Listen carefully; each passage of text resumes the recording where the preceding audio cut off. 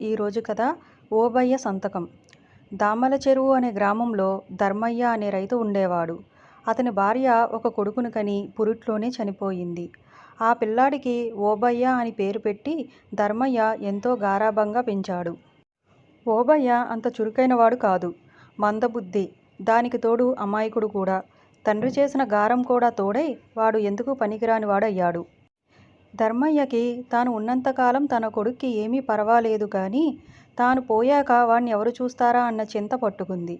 వాణ్ణి అప్పన్న శాస్త్రి అనే స్నేహితుని వద్ద చదువు కోసం చేర్పించాడు. అప్పన్న ఓబయ్యకి సుమతి శతకం ప్రారంభించి రోజూ ఒక పద్యం చెప్పేవాడు. కాస్త లెక్కాడొక్కా కూడా నేర్పించటానికి ప్రయత్నించాడు. ఓబయ్యకి 20 ఏళ్ళు వచ్చాక ధర్మయ్య చనిపోయాడు. అప్పటికి ఇంకా ఓబయ్యకి సుమతి శతకం కూడా పూర్తి కాలేదు. తండ్రి పోవటంతోనే చెడ్డ స్నేహాలు ఎక్కువై వాడు చదువు మానేశాడు. ఎవడి కర్మ వాడిది, మనకెందుకు అని అప్పన్న ఊరుకున్నాడు. ధర్మయ్యకి 20 ఎకరాల భూమి ఉంది. అతడు పోవడంతోటే ఆ భూమికి ఓబయ్య అధికారయ్యాడు. స్నేహితులం చుట్టాలమంటూ అతని చుట్టూ చేరిన వాళ్ళంతా ఆ భూములను మేము చూసి పెడతామని చెప్పి వాటిపైన వచ్చిన డబ్బంతా కాజేసేవారు. ఇదంతా చూస్తున్న అప్పన్న శాస్త్రికి చాలా బాధగా ఉండేది.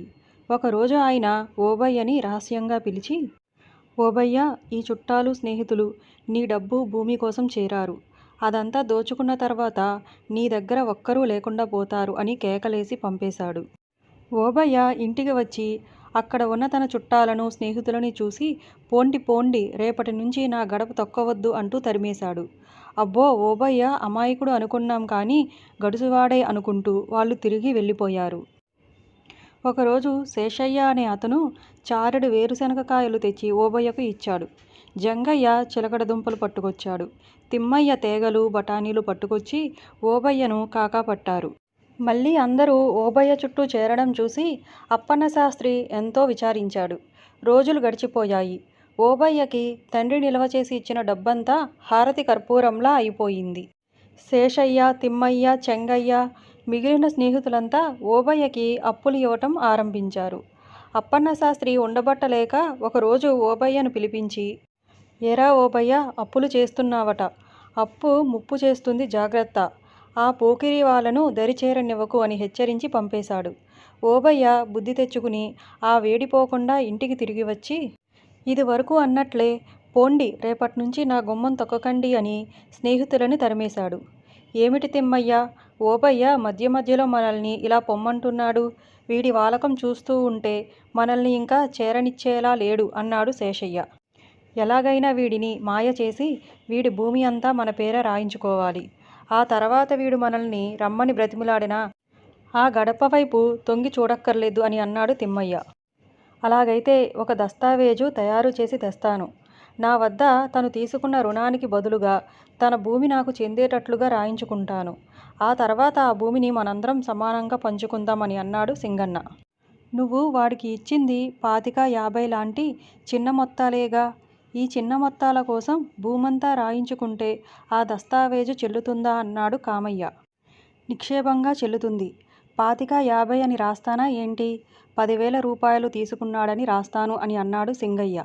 ఇంతలో జంగయ్య అడ్డు తగిలి, అది సరేగాని దస్తావేజు మీద ఓబయ్య కళ్ళు మూసుకుని సంతకం చేస్తాడంటావా అని అన్నాడు. ఎందుకు పెట్టడు? దస్తావేజులో ఏముందో వాడికి అర్థం కాకుండా గొలుసు కట్టుతో రాస్తాను. పెద్ద అచ్చుల్లో ఉన్న సుమతి శతకం చదవటం తప్ప ఓబయ్యకి దస్తావేజులు చదవడం తెలుసా? తాటికాయ లాంటి అక్షరాలతో సంతకం మాత్రం పెడతాడు కానీ మరొకటి రాయటం కూడా చేతకాని దద్దమ్మ. అయినా ఓబయ్యతో ఇది దస్తావేజు అని చెబుతామా ఏంటి అని అన్నాడు. దానికి వాళ్ళంతా సరేనన్నారు. సింగయ్య దస్తావేజు తయారు చేసి తెచ్చాడు. ఓబయ్యని ఎలా మోసం చేయాలో ఆలోచించుకుని మర్నాడు వాళ్ళంతా కళ్ళబొల్లి ప్రేమ నటిస్తూ ఓబయ్య ఇంటికి చేరుకున్నారు. వాళ్ళంతా వచ్చేవేళకి ఓబయ్య సుమతి శతకంలోని తనకొచ్చిన పద్యాలను ఒకమారు నెమరు వేసుకుంటున్నాడు. శేషయ్య, చూసారా మన ఓబయ్య పద్యాలు ఎంత బాగా చదవగలడో అని మెచ్చుకున్నట్లు నటించాడు. చదవటమే కాదు, మన ఓబయ్య దస్తూరి కూడా ఎంత బాగుంటుందనుకున్నారు, ముత్యాలులా ఉంటుంది. సంతకం అంటే ఓబయ్యదే అన్నాడు కామయ్య. ఓహో అలాగా, ఏది చూద్దాం ఓబయ్య, ఈ కాగితం మీద ఆ ముత్యాల సంతకం చెయ్యి అంటూ సింగన్న తాను తయారు చేసి తెచ్చిన దస్తావేజు పైకి తీశాడు. జంగయ్య పెన్ను అందించాడు. తిమ్మయ్య సంతకం పెట్టే చోటు చూపించి ఇక్కడ అనే లోపే ఓబయ్య అక్కడ చక్రాల ఓబయ్య అని పెద్ద పెద్ద అక్షరాలతో సంతకం పెట్టేశాడు. సింగన్న చెప్పినట్లు ఆ దస్తావేజులో ఏముందో ఓబయ్య చూడనే లేదు. తన సంతకం చూసుకుంటూ ఆ పైన ఉన్న కలిపిరాతలోని చిన్న అక్షరాల కన్నా తన పెద్ద అక్షరాలే బాగున్నాయని మురిసిపోయాడు. సింగన్న, ఓబయ్య భలే ఉందిరా నీ సంతకం, ఏది ఆ కాగితం ఇలా ఇవ్వు అన్నాడు. నీకెందుకు అన్నాడు ఓబయ్య. ఎందుకా, చూస్తే ముద్దొస్తుంది నీ సంతకం, నేను అద్దం కట్టించుకుని గోడకు తగిలించుకుంటాను అన్నాడు సింగన్న. సింగన్న ఈ మాట అనేటప్పటికీ ఓబయ్యకి గర్వం ఎక్కువైపోయింది. ఆ కలిపిరాతను తన సంతకంతో పోల్చుకుంటూ దస్తావేజులో తన సంతకం ఉన్న అడుగు భాగాన్ని మాత్రం పరాపరా చింపి, ఇదిగోరా సింగన్న నా సంతకం, అద్దం కట్టించుకో అంటూ సింగన్న చేతిలో పెట్టాడు. తన చేతిలో ఉన్న దస్తావేజు కాగితాన్ని నలిపి వీధిలో విసిరేశాడు. సింగన్నకు ఒళ్ళు మండిపోయి దస్తావేజు చింపేస్తావా అంటూ ఓబయ్య జబ్బ పట్టుకున్నాడు. తక్కిన వాళ్ళు ఓబయ్యను చుట్టుముట్టారు. తనను వాళ్ళంతా తన్నటానికి ఎందుకు సిద్ధమవుతున్నారో తెలియక ఓబయ్య బెదిరిపోయి కేకలు వేశాడు. సరిగ్గా అదే సమయంలో అటుగా పోతున్న అప్పన్న శాస్త్రి మరికొందరికి ఆ కేకలు వినిపించి వాళ్ళంతా లోపలికి వచ్చి ఓబయ్యను విడిపించి సంగతి ఏంటని అడిగారు. ఓబయ్య అంతకుముందు నలిపి విసిరేసిన కాగితం ఉండని వెతికి తెచ్చి మడత విప్పి అప్పన్న శాస్త్రి చేతిలో పెట్టాడు. నా సంతకం బాగుంటుంది అని చెప్పి వీళ్ళు ఈ కాగితం మీద నా సంతకం పెట్టించారు. ఈ కాగితానికి అద్దం కట్టించుకుంటానన్నాడు. నా సంతకం కదా వీళ్ళకి బాగుంది, చట్రం కట్టిస్తే అది మాత్రమే కట్టించుకోవాలి. నా సంతకంతో పాటు ఆ రాత కూడా ఎందుకు అని తోచి నా సంతకం భాగం మాత్రం చింపి పైభాగాన్ని నలిపి అవతల పారేశాను అన్నాడు ఓబయ్య. అప్పన్న శాస్త్రి దస్తావేజు అంతా చదివి ఎంత ద్రోహం తలపెట్టారురా దుర్మార్గుల్లారా అంటూ చుట్టూ చూశాడు. కానీ అక్కడ ఎవరూ లేరు. రహస్యం బయటపడగానే వారంతా మెల్లగా అక్కడ నుంచి పారిపోయారు.